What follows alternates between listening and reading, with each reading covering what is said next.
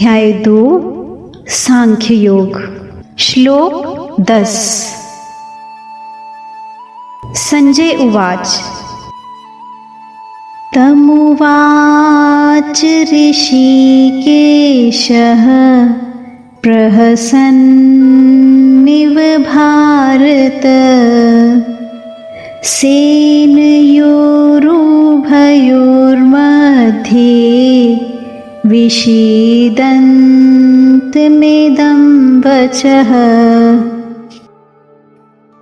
तमुवाच ऋषिकेशः प्रहसन्निव भारत सेनयोरुभयोर्मध्ये विषीदन्तमिदं वचः।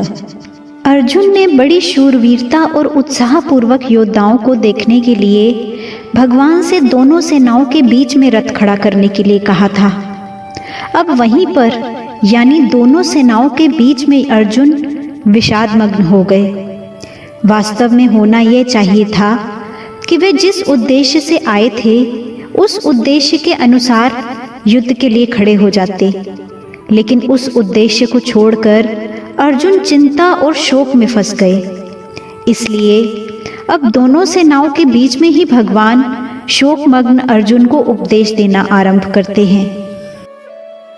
प्रहसन्निव का तात्पर्य है कि अर्जुन के भाव बदलने को देखकर, यानी पहले जो युद्ध करने का भाव था अब वह विषाद में बदल गया। इसको देखकर भगवान को हंसी आ गई। दूसरी बात, अर्जुन ने पहले दूसरे अध्याय के 7वें श्लोक में कहा था कि मैं आपके शरण हूँ, मुझे शिक्षा दीजिए, यानी मैं युद्ध करूँ या ना करूँ, मुझे क्या करना चाहिए इसकी शिक्षा दीजिए। लेकिन यहाँ मेरे कुछ बोले बिना अपनी तरफ से ही निश्चय कर लिया कि मैं युद्ध नहीं करूँगा। यह देखकर भगवान को हंसी आ गई, कारण कि शरणागत होने पर मैं क्या करूं और क्या नहीं करूं आदि कुछ भी सोचने का अधिकार नहीं रहता। उसको तो इतना ही अधिकार रहता है कि शरण देने वाला जो काम कहता है वही काम करे। अर्जुन भगवान के शरण होने के बाद मैं युद्ध नहीं करूंगा ऐसा कहकर एक तरह से शरणागत होने से हट गए। इस बात को लेकर भगवान को हंसी आ गई। इव का तात्पर्य है कि जोर से हंसी आने पर भी भगवान मुस्कुराते हुए ही बोले। जब अर्जुन ने यह कह दिया कि मैं युद्ध नहीं करूंगा, तब भगवान को यही कह देना चाहिए था कि जैसी तेरी मर्जी आए वैसा कर, यथेच्छसि तथा कुरु।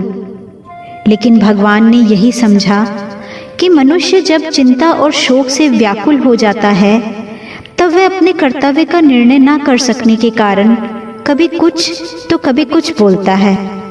यही दशा अर्जुन की हो रही है। इसलिए भगवान के हृदय में अर्जुन के प्रति अत्यधिक स्नेह होने के कारण कृपालुता उमड़ पड़ी, कारण कि भगवान साधक के वचनों की तरफ ध्यान ना देकर उसके भाव की तरफ ही देखते हैं। इसलिए भगवान अर्जुन के मैं युद्ध नहीं करूँगा इस वचन की तरफ ध्यान ना देकर आगे के श्लोक से उपदेश आरंभ कर देते हैं।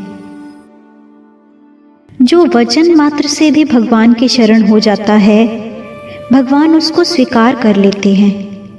भगवान के हृदय में प्राणियों के प्रति कितनी दयालुता है। ऋषिकेश कहने का तात्पर्य है कि भगवान अंतर्यामी हैं, यानी प्राणियों के भीतरी भावों को जानने वाले हैं। भगवान अर्जुन के भीतरी भावों को जानते हैं कि अभी तो पारिवारिक मोह के वेग के कारण और राज्य मिलने से अपना शोक मिटता ना दिखने के कारण ये कह रहा है कि मैं युद्ध नहीं करूँगा। लेकिन जब इसको स्वयं चेत होगा तब ये बात ठहरेगी नहीं और मैं जैसा कहूँगा वैसा ही यह करेगा। इदम वचः उवाच पदों में केवल उवाच कहने से ही काम चल सकता था, क्योंकि उवाच के अंतर्गत ही वचः पद का अर्थ आ जाता है। इसलिए वचः पद देना पुनः कहने का दोष दिखता है, लेकिन वास्तव में ये पुनः कहने का दोष नहीं है, बल्कि इसमें एक विशेष भाव भरा हुआ है। अभी आगे के श्लोक से भगवान जिस रहस्यमय ज्ञान को प्रकट करके उसे सरलता से सुबोध भाषा में समझाते हुए बोलेंगे, उसकी तरफ लक्ष्य करने के लिए यहाँ वचः पद दिया गया है। स्वामी जी हमें इस श्लोक का परिशिष्ट भाव समझाते हुए बता रहे हैं कि धर्म भूमि कुरुक्षेत्र के एक भाग में कौरव सेना खड़ी है और दूसरे भाग में पांडव सेना। दोनों सेनाओं के मध्य भाग में श्वेत घोड़ों से युक्त एक महान रथ खड़ा है। उस रथ के एक भाग में भगवान श्री कृष्ण बैठे हैं और एक भाग में अर्जुन। अर्जुन के निमित्त मनुष्य मात्र का कल्याण करने के लिए भगवान अपना अलौकिक उपदेश आरंभ करते हैं और सर्वप्रथम शरीर तथा शरीरी के विभाग का वर्णन करते हैं। शोक में डूबे हुए अर्जुन का शोक दूर करने का उपदेश देने के लिए भगवान आगे का प्रकरण कहते हैं। अगर आपको अच्छा लगे तो इस चैनल को सब्सक्राइब करें और बेल आइकॉन पे प्रेस करें